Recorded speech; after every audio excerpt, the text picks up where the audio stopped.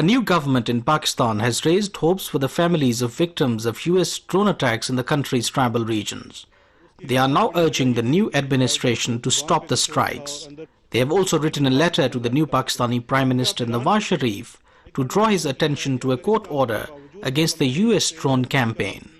Last month, a top court in Pakistan's northwest frontier province declared drone strikes illegal and urged authorities to take practical steps against such unilateral attacks. Shahzad Akbar, who is a leading voice in Pakistan against US assassination drone attacks, has written a letter to the Prime Minister on behalf of the victim families. With the new Prime Minister coming into office, we have written a letter to him informing about the judgment and also the fact that he has to implement the judgment so that stopping the drone strikes or shooting the drone is not a demand of Waziris or Waziristan's drone victims. It's a court order now and it's a judicial obligation for the Prime Minister.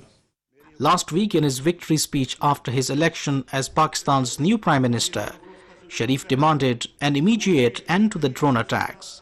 However, the latest drone attack that came just 2 days after the swearing in of the new government clearly suggests that the US is not going to stop unilateral strikes. Pakistan summoned a senior US diplomat recently and explicitly told him that drone attacks violate Islamabad's territorial integrity and sovereignty.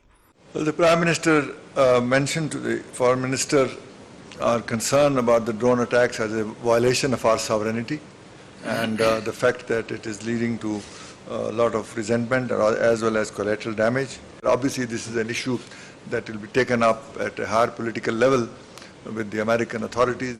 According to human rights organizations, since 2004, over 3,500 people, most of them civilians, have died in US drone attacks in Pakistan.